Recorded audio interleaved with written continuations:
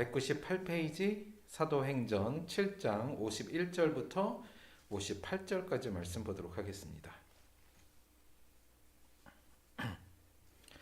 사도행전 7장 51절에서 58절까지의 말씀 제가 봉독해 드리겠습니다.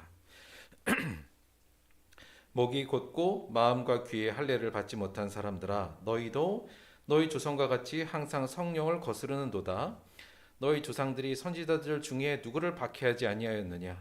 의인이 오시리라 예고한 자들을 그들이 죽였고, 이제 너희는 그 의인을 잡아준 자요 살인한 자가 되나니, 너희는 천사가 전한 율법을 받고도 지키지 아니하였도다 하니라. 그들이 이 말을 듣고 마음에 찔려 그를 향하여 이를 갈거늘, 스데반이 성령 충만하여 하늘을 우러러 주목하여 하나님의 영광과 및 예수께서 하나님 우편에 서신 것을 보고 말하되, 보라, 하늘이 열리고 인자가 하나님 우편에 서신 것을 보노라 한데, 그들이 큰 소리를 지르며 귀를 막고 일제히 그에게 달려들어 성 밖으로 내치고 돌로 칠세, 증인들이 옷을 벗어 사울이라 하는 청년의 발 앞에 두니라. 아멘. 오늘은 생명의 말씀이라는 제목으로 하나님의 말씀 함께 나눠보도록 하겠습니다. 자, 어떤 음식을 먹어야 하는가? 이 질문을 잠깐 생각해 보려고 해요. 여러분, 우리 어떤 음식 먹어야 되죠? 요거 제가 조금 단순하게 생각했는데요. 단순하게 좀 적용을 해봤는데 크게 맛있는 음식과 좋은 음식 두 가지로 좀 나눠볼 수 있을 것 같아요. 여기서 맛있는 음식이란, 물론 이걸 이렇게 기계적으로 나눌 건 조금 그렇습니다만 논의를 위해서 좀 간단하게 나눈 거고요. 여기서 맛있는 음식이란 일반적으로는 입에는 즐겁지만 몸에는 좀 해로운 음식들이죠. 그래서 뭐 간이 세고 또 자극적이고 칼로리 높은 음식들, 이런 음식들이 대체적으로 맛있죠. 하지만 우리의 몸에 해롭다는 건 대충 다 알고 있습니다. 그렇다면 좋은 음식은 뭐냐? 입에는 좀 거칠죠. 입에는 좀 거칠고 맛은 좀 없지만 몸에는 이로운 음식, 이런 걸 우리가 좋은 음식이라고 얘기할 수 있을 것 같아요. 자, 두 가지 중에 어떤 음식을 먹어야 되죠? 좋은 음식을 먹어야 되는 건 이제 어느 정도 이성만 있으면 이제 저희가 아는 일입니다. 그러나 현실은 어때요? 대부분 오늘 저녁에 어떤 맛있는 음식을 먹을까, 이제 이렇게 저희가 되잖아요. 그러니까 이성적으로 알고는 있지만 뭐가 더 좋은진, 그러나 쉽게 우리는 맛있는 음식을 찾게 됩니다. 왜 그런가 하면 그냥 요 자체가 갖고 있는 기본적인 특성이 좀 그런 부분이 있는 것 같아요. 뭐냐면 일단 맛있는 음식은 즉각적이고 즉각적인 기쁨을 주고요. 또 이게 감각을 충족시키는 거잖아요. 그래서 이게 즉각적인 감각적인 즐거움을 우리에게 주고, 더 나아가서 이게 약간 어떤 특징이 중독적인 특징이 좀 있습니다. 그러니까 이런 특징이 있고요. 반대로 좋은 음식은 대부분 즉각적으로 나에게 뭔가 좋은 게 오지 않아요. 그렇죠? 내가 좋은 음식을 먹었다고 갑자기 몸이 좋아지진 않잖아요. 그러니까 이 효과를 느끼려면 좀 장기적이기도 하고, 또 이거는 우리가 방금 얘기했듯이 이성적으로 생각을 해야 됩니다. 그러니까 감각적인 만족이 아니라 이거 먹으면 내 몸이 좋을 거야 라는 어떤 이성적인 동작해야 되는 부분도 있고요. 그래서 이거는 아무리 그래도 중독이 잘 안 돼요. 그렇죠? 조금만 있다가도 내가 좋은 음식을 좀 먹다가도 쉽게 그냥 맛있는 음식 쪽으로 쉽게 넘어가게 되죠. 그러니까 약간 비중독적인 특성이 있습니다. 그러니까 당연히 인간은 누구나 두 가지 중에 좋은 음식을 먹어야 된다는 건 알지만 맛있는 음식을 보통 먹게 되는 게 일반적인 경향성이죠. 그래서 이성이 덜 발달된 아이들 같은 경우는 무조건 맛있는 음식을 찾게 됩니다. 그렇죠? 난 좋은 음식 먹을래, 이런 애들은 없잖아요. 대부분 다 자기 입맛에 따라 맛있는 음식을 찾게 되고, 그래도 이성이 발달한 부모들이 그런 걸 못 먹게 하면서 싸움이 보통 벌어지곤 하죠. 그러나 어른들 또한 쉽게 맛있는 음식 쪽으로 기운다. 이게 일반적인 경향성인데요. 그냥 경향성이란 말뿐만 아니라 그냥 그런 현상이 우리 주변에 있다는 것 정도는 충분히 우리가 알 수 있는 것 같습니다. 자, 어떤 그런 말씀을 먹어야 하는가, 이 문제로 같이 한번 생각해 볼게요. 우리가 하나님의 말씀을 먹는 데 있어서도 어떤 말씀을 먹는가, 물론 이것도 단순한 면은 좀 있지만 두 가지로 나눌 수 있을 것 같아요. 맛있는 말씀과 좋은 말씀이요. 여기서 맛있는 말씀은 이렇게 똑같아요. 귀와 마음에는 즐겁지만 영에는 해로운 말씀을 우리가 좀 맛있는 말씀이라고 규정하고요. 좋은 말씀은 귀와 마음에는 거칠지만 영에는 이로운 말씀, 이렇게 됩니다. 어떤 말씀을 먹어야 될까요? 좋은 말씀 먹어야 되죠. 그러나 우리는 어떤 말씀을 듣고 어떤 말씀을 자꾸 먹으려고 할까요? 예, 맛있는 말씀을 먹으려고 합니다. 자, 이제 여기가 문제점인데 좋은 음식의 문제는 그냥 맛있는 음식 먹어서 제일 안 되는 건 뭐예요?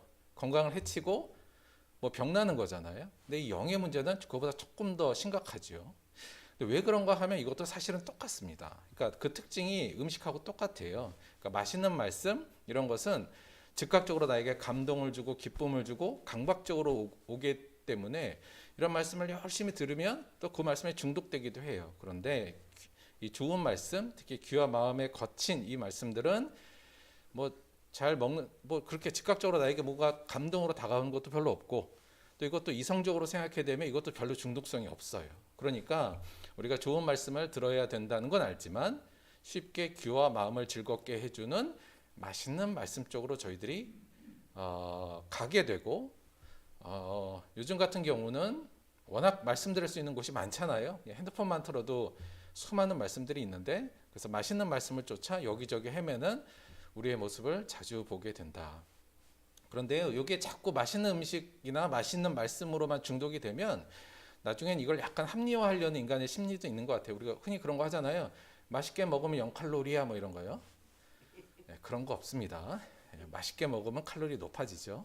마찬가지로 맛있는 말씀이 곧 좋은 말씀이야 이렇게까지 생각하는 경향으로 넘어갈 수도 있어요. 그 말씀에 중독되면. 그러나 맛있는 말씀과 좋은 말씀은 분명히 좀 구별해야 될 필요가 있다. 이 부분도 다시 한번 말씀을 좀 드립니다.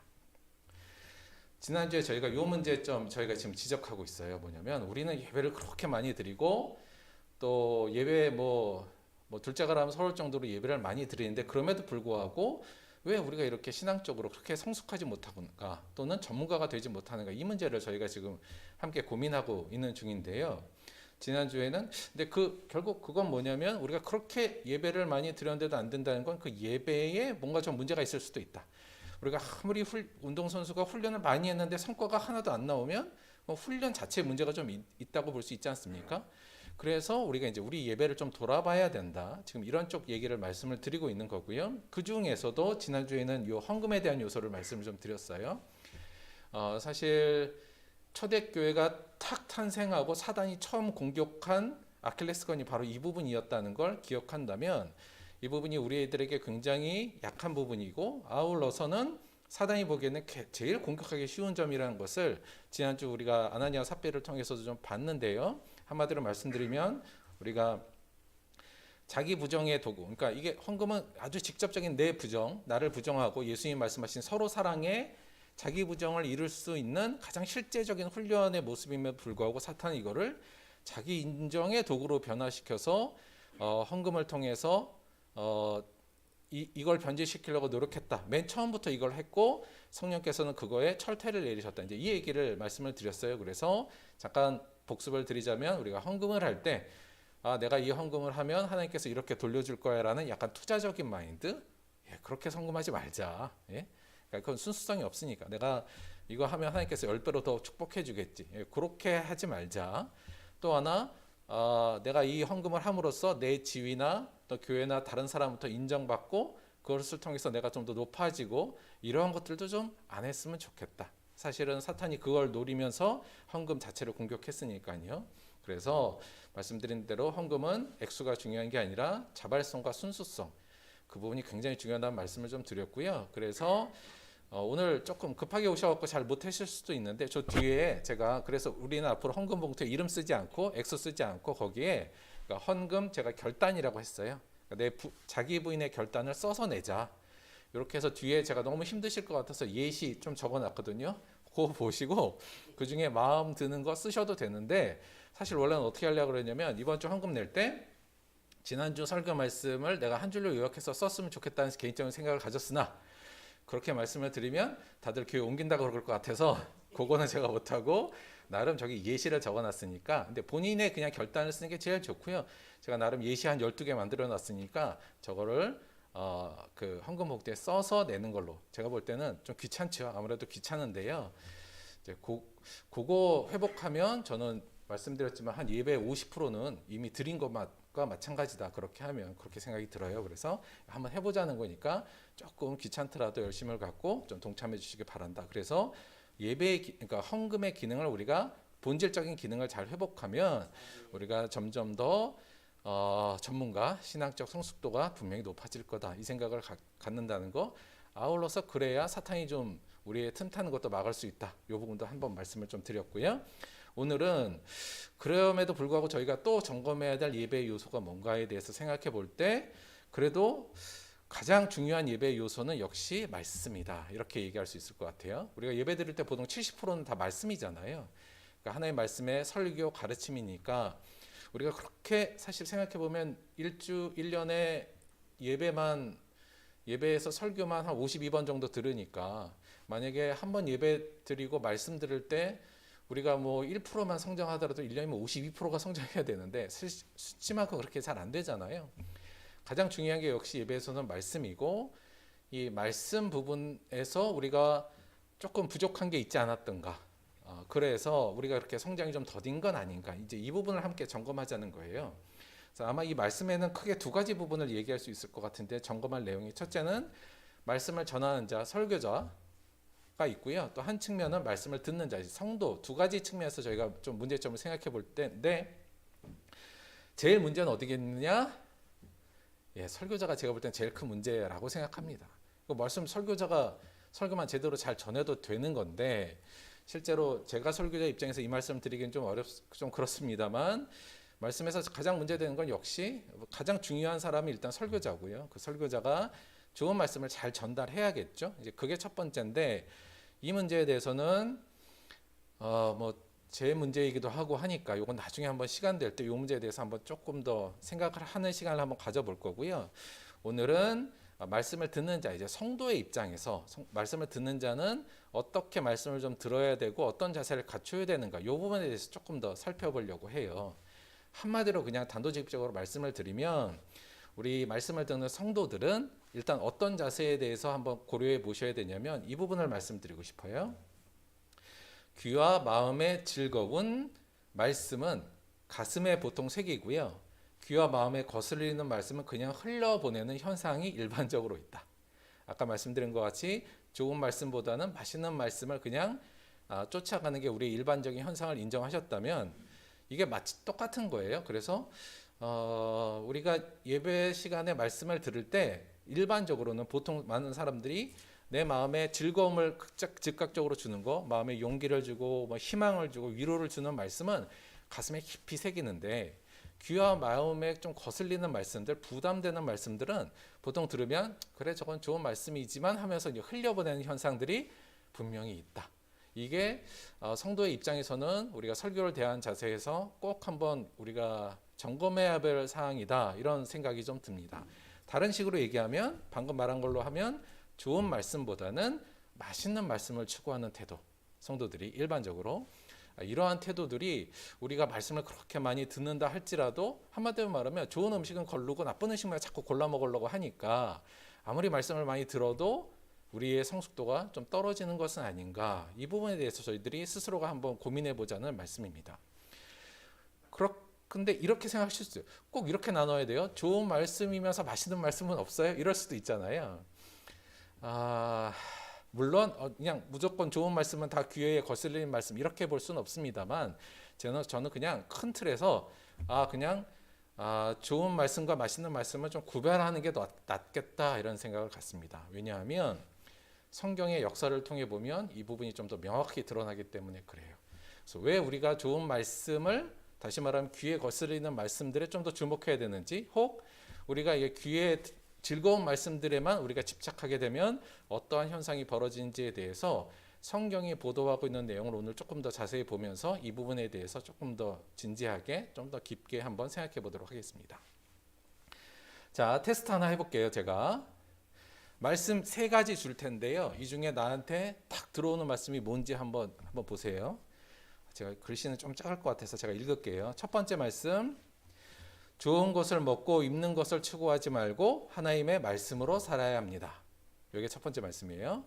두 번째 말씀, 우리가 어떠한 절망의 낭떠러지에 떨어지더라도 우리는 겁낼 필요가 없습니다. 왜냐하면 주께서 우리를 받들어 다치지 않게 해 주실 것이기 때문입니다. 세 번째 말씀, 세상에서 성공하고 가장 높은 곳에 올라 사람들에게 칭찬과 존경을 받으려 하지 말고 오직 하나님만 경배하고 그분만 섬겨야 합니다. 자, 세 가지 말씀 중에 내 마음을 가장 크게 강타하는 말씀은 몇 번째예요? 아무것도 없어요. 어떤 말씀이, 지금 제가 이렇게 말해서 좀 말씀하기 좀 민망하죠. 누구나 두 번째 말씀에 가장 마음이 갑니다. 그렇죠? 위로도 되고 용기도 되고요. 첫 번째하고 세 번째 말씀은 부담되잖아요. 뭐 좋은 말씀인 건 알겠는데 그냥 좀 부담되는 말씀이에요. 하지만 두 번째 말씀에 보통 다들 은혜도 받고 마음의 위안도 받게 되죠. 그런데요, 좀 생각해 보면 여러분 이 세 말씀 어디서 본 것 같으세요? 성경에 어느 한 구절에 어느 한 단락에서 다 나온 말씀이에요. 뭐냐면 예수님이 사탄에게 시험 받는 장면에서 나왔던 말씀입니다. 자, 예수님이 사역을 시작하기 바로 전에 사단에게 시험을 받죠. 예수님께서 40일 동안 금식하시고요. 그때 사단이 맨 처음에 예수님을 시험한 내용이 뭐였냐면 너무 배고프니까 너 이 돌들로 떡덩이가 만들게 하라. 그랬더니 예수님께서 빼어든 말씀이 첫 번째 말씀입니다. 기록되었을 때 4절이요. 사람이 떡으로만 살 것이 아니요 하나님의 입으로 나오는 모든 말씀으로 살 것이니라 하였느니라. 이러면서 사단의 첫 번째 시험을 물리치시죠. 근데 두 번째 사탄이 예수님에게 시험을 거는데 성경을 인용해서 시험을 겁니다. 그 인용했던 말씀이 뭐예요? 6절이에요.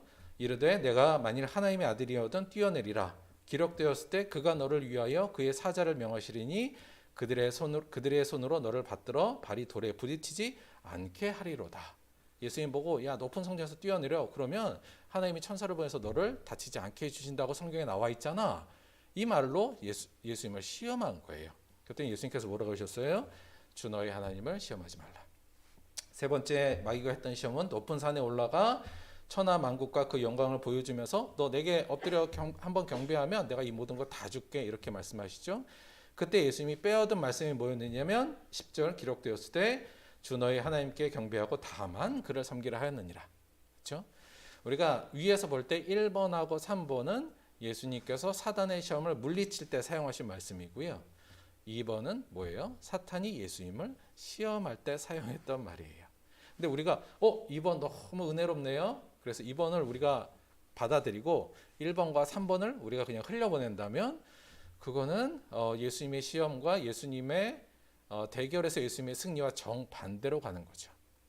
자, 우리가 하나님의 말씀 중에 내 귀에 탁 꽂힌다고 해서 다 좋은 건 아니다. 그 중에 좋은 말씀과 맛있는 말씀 혹은 사단이 이용하는 말씀 두 가지를 좀 구별해낼 수 있는 능력도 반드시 있어야 되는데 일단 그냥 개괄적으로 이렇게 생각하시면 크게 틀리진 않을 것 같아요. 물론 이게 다는 아니에요. 보통 내 입에 쓰고 내 귀에 거슬리고 마음에 부담이 되면 이게 좀 더 좋은 말씀이려니 이 정도 생각하셔도 제가 볼 때는 큰 문제는 없습니다. 그리고 너무 내 마음을 막 감동시키고 막 위로가 주는 말씀을 들을 때는 물론 그런 말씀 중에서도 좋은 말씀이 있을 수 있죠. 그러나 조금 경계하는 자세를 갖는 게 말씀을 받아들이는 또 성도 입장에서 좀 갖춰야 될 태도가 아닌가 싶어요. 사실 오늘 그 예수님의 이 시험 얘기를 보면 그 생각도 좀 들어요. 뭐냐면 예수님이 사역을 시작할 때 사단이 예수님을 시험하잖아요. 초기에 교회가 탄생했을 때도 사단이 시험을 시작합니다. 그렇죠?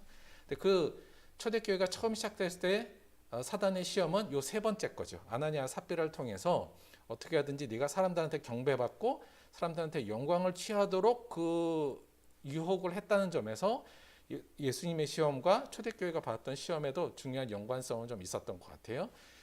이 세 번째 시험에 대해서 성령께서 아예 철퇴를 내리신 게 아나니아 삽비라의 모습이었다. 이것도 한번 동시에 좀 기억하셨으면 좋겠고요. 그 아나니아 삽비라 사건 이후에 어떠한 굉장히 좀 흥미로운 사건이 하나 발생합니다. 초대교회에. 다시 초대교회 쪽으로 한번 이야기를 살짝 넘어가 볼게요. 어떤 사건이 발생하냐면 초대교회가 정말 하나의 마음으로 하나 되고 하나님의 뜻으로 하나 된 다음에 사람들이 예배라는 형식으로 뭉치게 되고 거기서 말씀이 전파되고 사람들이 칭찬도 받으면서 교회가 커지게 되잖아요.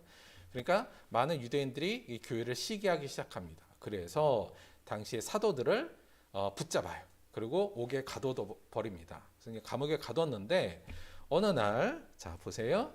사도를 잡아다가 옥에 가두었더니 어느 날 주의 사자가, 여기 사자는 어떤 사자예요? 어흥하는 사자 아니고요. 천사, 다 알고 있는 거죠.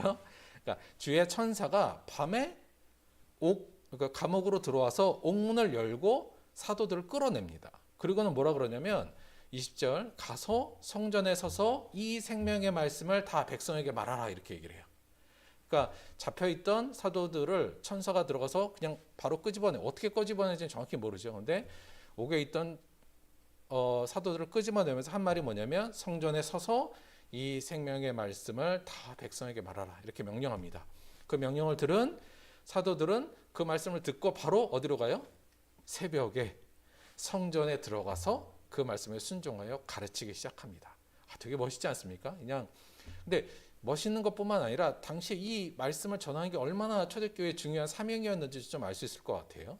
그러니까 그 말씀을 듣자마자 이 사도들도 새벽에 성전에 가서 전한다는 건 뭐예요? 또 잡힐 거란 얘기죠. 다 보이는 데서 하는 거니까. 그럼에도 불구하고 그 말씀을 순종해서 성전에 가서 이 생명의 말씀을 전합니다. 개인적으로 전 이게 되게 궁금한 거예요. 뭐냐면 이게 대체 뭔 말을 전했을까? 이 생명의 말씀이 뭐였을까? 만약에 타임머신이 있다면 제가 타고 가서 그날 요 새벽에 이 성전에 꼭 가고 싶어요. 그때 사도들이 이 생명이 무슨 말씀을 전하는 건지 꼭 듣고 싶고, 제가 메모해 와서 여기서 전하면 얼마나 좋겠습니까? 개인적으로 그런 소망도 있는데, 그렇게까지는 못하지만 우리가 성경을 잘 조금 치밀하게 보면 이 생명의 말씀이 대충 무슨 내용이겠다는 것을 알 수 있는 부분이 좀 있어요. 그 부분이 바로 스데반의 설교에서 그렇습니다. 그러니까 스데반, 요 이후에 또 스데반 집사가 많은 유대인들하고 논쟁을 하다가 또 붙잡혀요. 그래서 이 공회, 당시에 있었던 이제 공회 심판장이라는 자리에 붙잡혀 옵니다. 그래서 많은 유대인들 지도자들이 야, 네가 하나님을 모독했다며 막 이러면서 이제 얘기를 해요. 그때 잡혀온 스데반 집사가 이 공의회원들이라는 게 다 하나님을 제일 잘 믿는 사람들이란 사람들이었어요. 이 사람들에게 설교를 하는 내용이 사도행전 7장에 다 나옵니다. 근데 이 설교가 무려 사도행전 7장 전체를 다 채우고 거기 53절이나 할애해서 나와요. 그러니까 누구 한 사람의 설교가 이렇게까지 성경에 전체적으로 나온 곳이 별로 없습니다. 그 말은 무슨 뜻이냐면 당시에 이 스데반의 집사가 한 설교가 초대교회 사도들이 끊임없이 공동체 안에서 했던 설교였다라고 우리가 예측해 볼 수 있어요. 그래서 이 스데반의 설교 내용이 곧 그 생명의 말씀, 천사가 전하라고 한 그 생명의 말씀과 같은 내용이겠구나, 이렇게 저희가 유추해 볼 수 있다는 거죠. 그러면 이 생명의 말씀의 내용은 뭐였을까? 생명을 살리는 말씀 아닙니까? 이 말씀은 뭐였을까? 스데반은 대체 무슨 설교를 그때 했던 건가를 살펴보면 되는데, 그 말씀이 7장부터 있다고 그랬잖아요. 이걸 다 살펴봤으면 좋겠는데 지금 시간도 없고 약간 그러니까 다는 못 살펴볼 것 같고요. 제가 잠깐 요약을 한번 해볼게요. 자, 이렇게 됩니다. 그러니까 스데반이 2절, 스데반이 이르되 여러분 부형들이여 들으소서, 이렇게 이제 시작해요. 여러 부형들여 이제 내 설교 좀 들어보세요, 이렇게 얘기하면서 무엇부터 시작하냐면 우리 조상 아브라함이 하란에 있기 전 메소포타미아에 있을 때 영광의 하나님이 그에게 보여, 이렇게 시작합니다. 그래서 이 스데반의 설교가 이게 아마 이 스데반의 설교는 당시 사도들이 쭉 했던 설교의 내용이었을 거예요.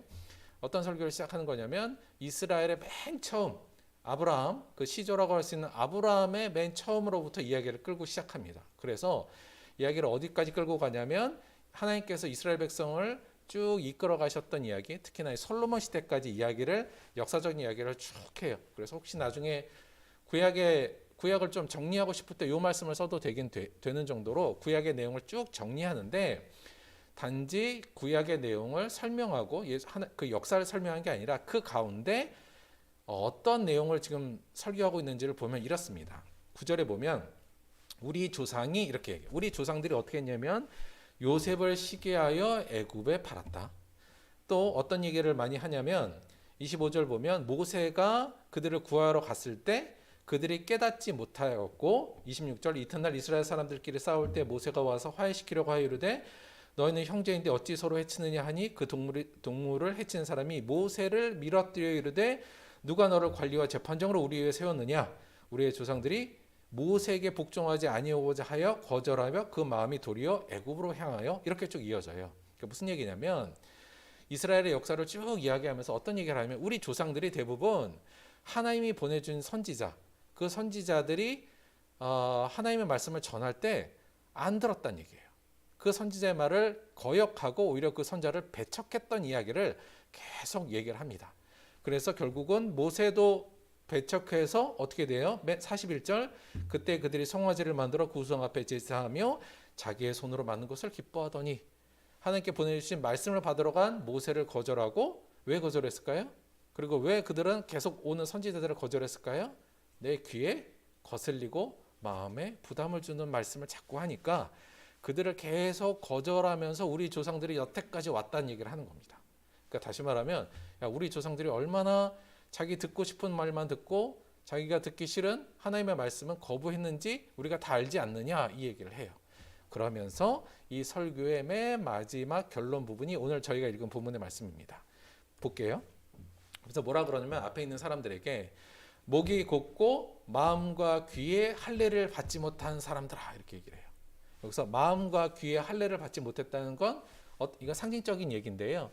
그러니까 너희들이 몸으로는 이스라엘의 백성이고 하나님의 자녀라고 생각하는 할례를 받았지만 실제로 마음과 귀는 하나님의 말씀을 듣지 않고 하나님의 말씀이 니들의 귀에 걸리고 마음에 부담된다고 해서 그 말씀은 듣지 않고 오히려 귀에 듣기 좋고 마음이 듣기 좋은 말만 듣고 있는 너희들아 이렇게 얘기하는 거예요. 지금 얘기가 그러면서 뭐라고 하냐면 너희도 너희 조상과 같이 항상 성령을 거스른도다.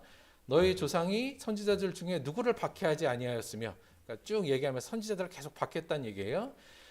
의인이 오시리라 예고한 자들을 그들이 죽였고 이제 너희는 그 의인을 잡아준 자여 살인자가 되었으니 마지막으로 예수님까지 그렇게 해버렸잖아요. 그랬으니 너희는 천사가 전한 율법을 받고도 지키지 아니하였도다 이렇게 이제 강력하게 얘기를 합니다. 결국 무슨 말이에요? 이게 생명의 말씀이라고 저희가 생각한 이 스테반의 설교의 지금 근본적인 내용은 다른 사람들 이 말씀을 듣는 사람들의 귀에 어떤 말씀일까요? 맛있는 말씀인가요? 아니잖아요. 너희들의 잘못, 우리들의 잘못을 알아야 된다는 거고 우리가 지금 우리가 지금 현재 뭐 하고 있다는 거예요? 듣기 좋은 말만 듣고 내 마음에 좋은 것만 듣지 하나님의 진짜 좋은 말씀은 안 듣고 그 좋은 말씀을 전하는 자들을 다 배척했다는 얘기를 지금 하는 겁니다.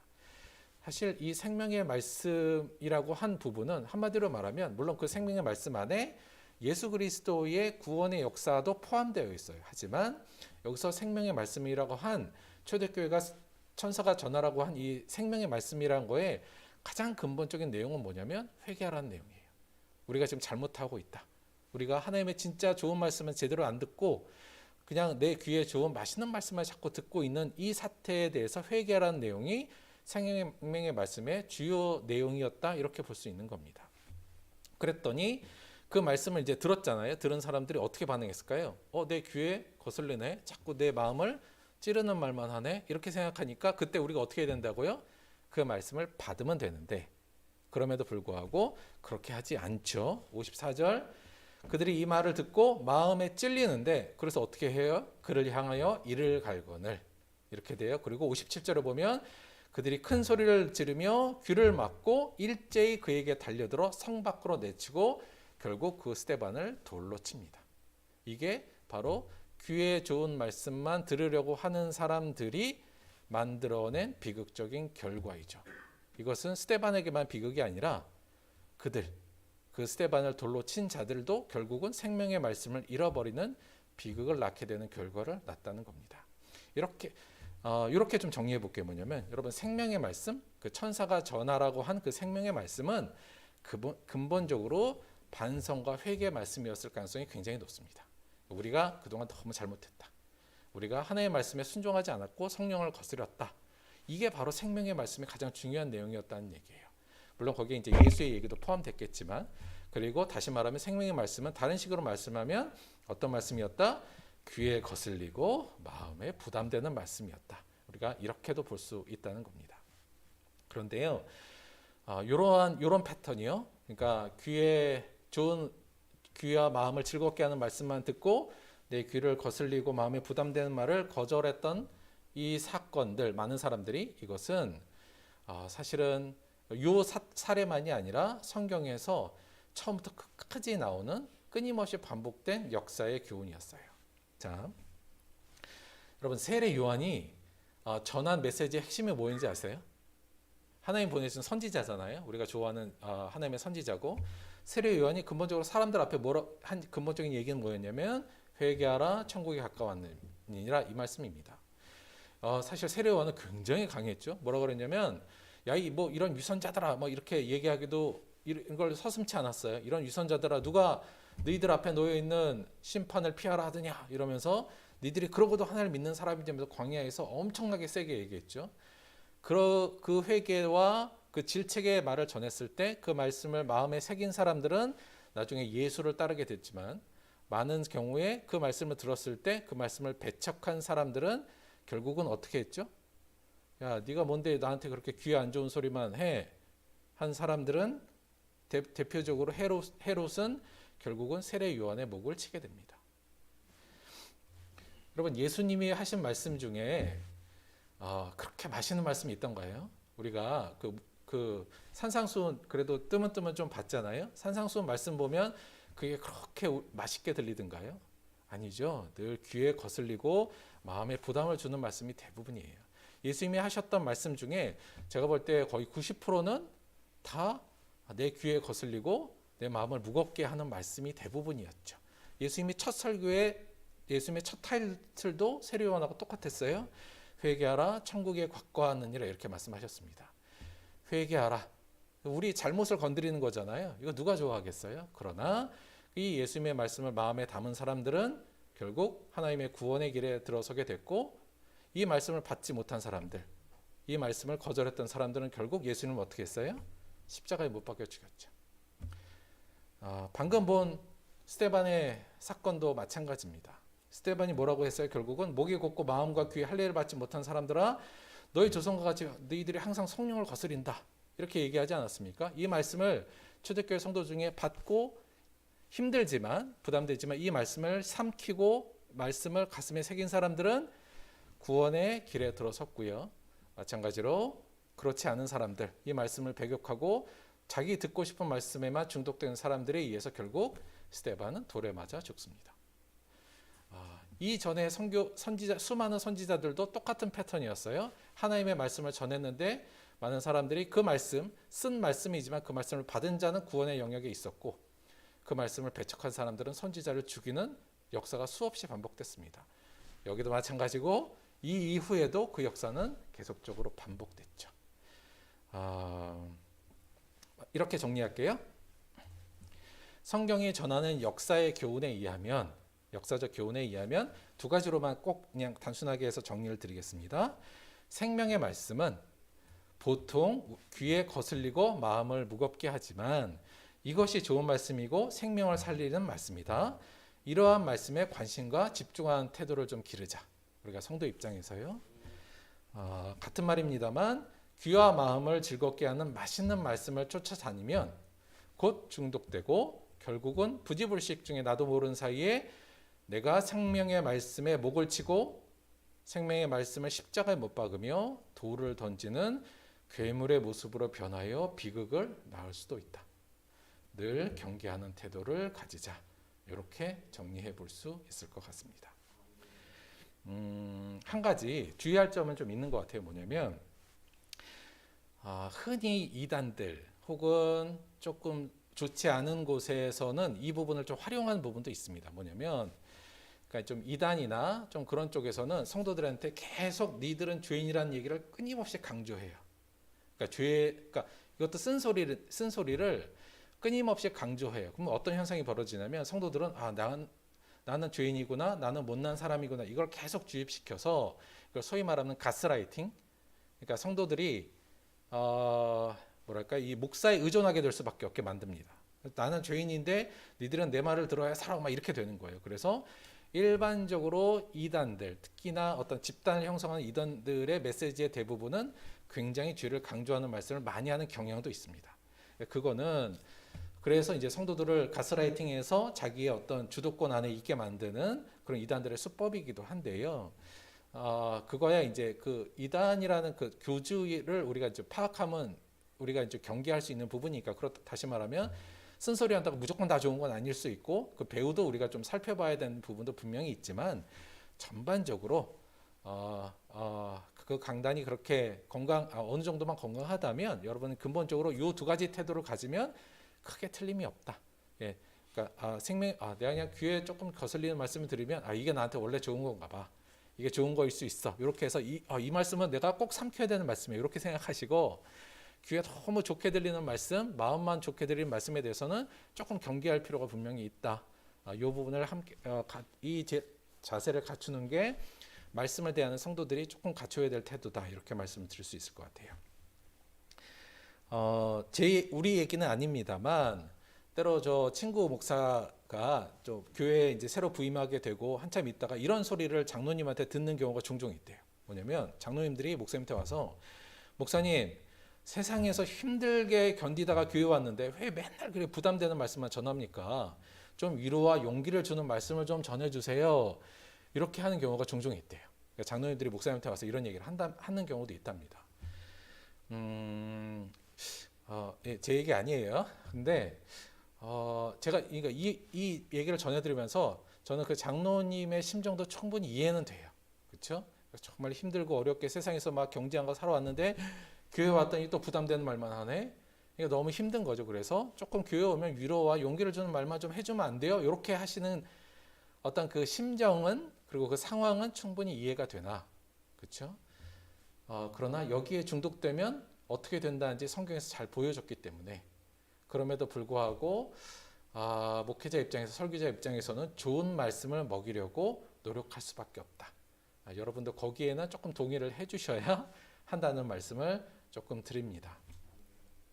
마지막으로 이렇게 정리 좀 할게요. 여러분 귀와 마음에 거친 말씀도요. 그냥 들으면 부담되고 오늘 또 뭐 좀 부담되네 이런 말씀이라 할지라도 우리가 뱉지 말고 꼭꼭 참고 꼭꼭 씹으면 그 안에서 또 경험해 보지 못한 참맛을 느끼게 될 겁니다. 우리가 좋은 음식도 오래 먹고 꼭꼭 씹으면 그 안에 재료가 주는 신선함과 새로운 맛을 좀 느끼잖아요. 자극적인 음식이 아니라 좋은 말씀도 처음에 삼키기 어렵고 씹기 어렵지만 우리가 하나님의 말씀을 의지하는 목적으로 마음으로 꼭꼭 씹다 보면 그 안에 세상 조미료가 줄 수 없는 진정한 맛있는 맛들도 분명히 느끼게 될 겁니다. 우리가 그 맛을 쫓아 살아간다면 우리 안에 새로운 어떤 그 성장의 분명한 열매가 맺힐 거고 전문가로서 우리가 예배를 드려서 좀 더 성장하는 모습을 갖추게 될 겁니다. 저 여러분이 따라서 정말 좋은 말씀을 저는 좋은 말씀을 전해야 하고요. 여러분 그 말씀을 좀 사모하는 그런 태도로 함께 나아가서 성장하는 전문가가 되는 저와 여러분이 되기를 주님의 이름으로 축원드립니다. 제가 잠깐 기도할게요. 하나님 고맙고 감사합니다. 우리들이 연약하여서 저희들이 생각할 때 당장 먹고 싶고 맛보고 싶은 것들에 쫓아다니고 또 중독되는 경향이 있는 것 같습니다. 그러나 하나님께서 우리에게 주시는 우리의 영을 살리고 우리의 생명을 살리고 우리를 진정으로 건강하게 만드는 하나님의 쓴 말씀 앞에 귀에 거슬리고 마음에 부담이 될지라도 진정으로 하나님의 그 말씀이 좋음을 깨닫고 그 말씀을 집어 삼키는 우리들 될 수 있도록 인도하여 주옵소서. 주님, 우리가 주 안에서 성장되길 원합니다. 그를 위해 꼭 필요한 이 좋은 말씀을 우리가 매일매일 섭취할 때 하나님의 성령께서 도와주셔서 그 말씀을 우리가 감사로 받아들일 수 있는 하루하루 될 수 있도록 저희를 변화시켜 주옵소서. 예수님의 이름으로 기도했습니다. 아멘.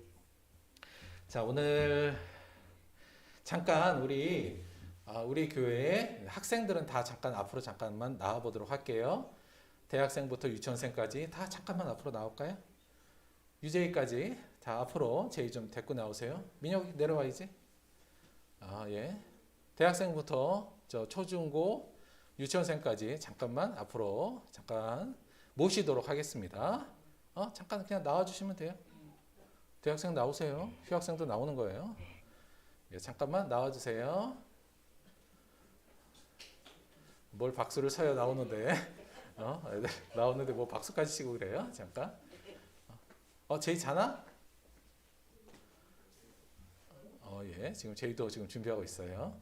다른 게 아니라 그냥 여기 미안한데 나이 순으로 쓸까 우리? 나이 순으로 한번 서볼까? 뭘 이렇게 이쪽으로 오세요. 자, 나이 순으로 씁시다. 나비부터. 오케이. 야, 가운데로 오세요. 가운데. 이게 나이 순인가? 오케이. 이제 민혁이하고 제이만 나오면 되네요. 민혁이 2층에 있어요. 2층에. 제가 우리 온라인 성도들 죄송합니다. 이거 잠깐 행사 좀 할게요. 저희가 사실은 원래 뭐 준다고 앞에 뭐 식하고 뭐 불러내고 이런 거 제가 좀 싫어해요. 그래서 그냥 원래 보통은 그냥 주는데 오늘은 조금 우리 교회에 있는 학생들 우리가 같이 기도해주고 같이 격려해주자 그런 마음으로 앞으로 미안하지만 잠깐 불러냈어요. 저희가 장학금 조금씩 줄 건데 이게 많지는 않아요. 많지는 않고요. 그냥 장학금이라기보다 우리 학업하시는 분들 힘내시라, 힘내라 그런 의미로 장학금을 좀 준비를 했어요. 그래서 오늘 장학금 지급을 하고 여러분 받는 게 중요한 게 아니라 여러분이 끊임없이 이들에 대해서 관심을 갖고 기도해 주세요. 이런 말씀 이런 마음으로 그래서 잠깐 앞으로 불러냈어요. 우리 학생들도 그런 마음으로 같이 동참해 주시기 바라고 함께 기도해 주시기 바랍니다. 잠깐 제가 전체 뒤로 돌아. 자, 그냥 빠르게 장학금 지금 할게요. 조아빈, 우성빈, 김민영, 유혜진, 이태윤, 김하윤, 하유리, 그다음에 하은이, 그다음에 유재희. 자, 뒤로 돌아. 자, 우리 인사 한번 드립시다. 차렷 경례 열심히 하세요. 예. 자리로 들어가시면 됩니다. 자리로 들어가시면 돼요.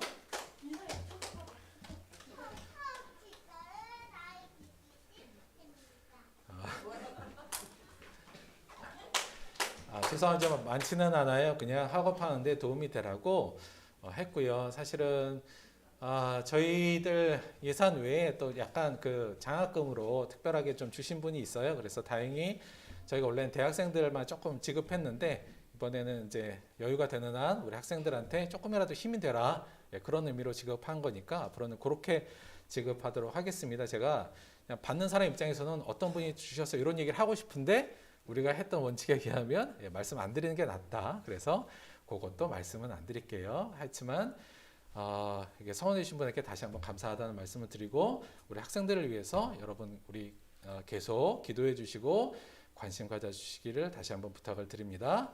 저희 겨울 지난 작년에 그 수확한 당근을 땅 파갖고 좀 묻어놨다가 캤더니 먹을만 하대요. 그래서 갈 때 한두 개씩 가져가시길 바라는 거 다시 광고 하나 더 드리고요.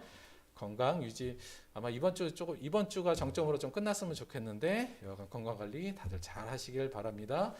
조금 약간 걱정스러운 게 뭐냐면 저희가 워낙 약간 스킨십이 있잖아요. 사람들 오면 그래서 우리가 막 안고 하는 거 되게 좋은데 지금은 조금 우리가 좀 자제해 보자. 아무래도 좀 위험의 시기니까 그것도 한번 겸해서 말씀을 좀 드립니다. 헌금을 위해서 기도하고 축도로 오늘 예배 마치도록 하겠습니다.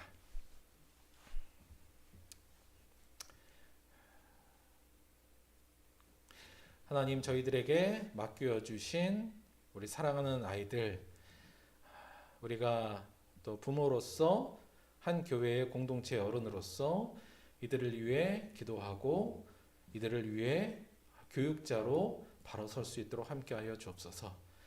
우리 사랑하는 우리 자라나는 우리 세대들이 하나님의 말씀에 순종하고 세상과 타협하지 않으며 하나님을 기쁘게 하고 자기를 부인함으로 세상에 빛을 내고 세상의 소금의 역할을 감당하는 아이로 자랄 수 있도록 인도하여 주옵시고 이를 위해 우리 어른들부터 모범을 보이는 우리 교회 될 수 있도록 함께하여 주옵소서. 이들에게 주께서 늘 함께하여 주셔서 그 마음에 담대함을 주시고 하나님을 쫓아 살아가는 이 삶에 늘 기쁨과 평안이 함께할 수 있도록 도와주옵소서. 주님, 오늘 어떤 말씀이든 주께서 주시는 말씀은 감사로 받아 성장하기로 우리 안에 결단하였습니다. 비록 우리의 본능적으로 맛있는 말씀만 쫓아다니는 우리의 모습을 좀 내려놓고 귀에 거슬리지만 생명의 말씀, 좋은 말씀들 우리가 꼭꼭 씹어 우리의 체력, 영적으로 성숙한 우리들 될 수 있도록 함께하여 주옵소서. 주가 주신 은혜 감사하여 또 귀한 예물을 드렸습니다. 이 예물을 통하여 우리가 조금 더 자기 부인의 모습을 갖추어 나가고 예수님의 제자의 모습을 갖춰 나갈 수 있도록 도와주옵시고 예물이 쓰이는 모든 곳에 예수 그리스도의 사랑과 자기 부인이 전파될 수 있도록 함께하여 주옵소서. 감사드리며 예수님의 이름으로 기도드렸습니다. 아멘. 지금은 우리 주 예수 그리스도의 은혜와 아버지 하나님의 영원하신 사랑과 보혜사 성령의 내주 교통하심이 하나님의 생명의 말씀, 비록 우리의 마음을 아프게 하지만 또 내 귀에 거슬리지만 주님의 생명의 말씀을 끊임없이 먹어 더욱더 성장하기로 결단한 사랑 우리 모든 들복교회 성도들의 삶 속에 지금부터 영원토록 함께하기를 간절히 축원드리옵나이다. 아멘.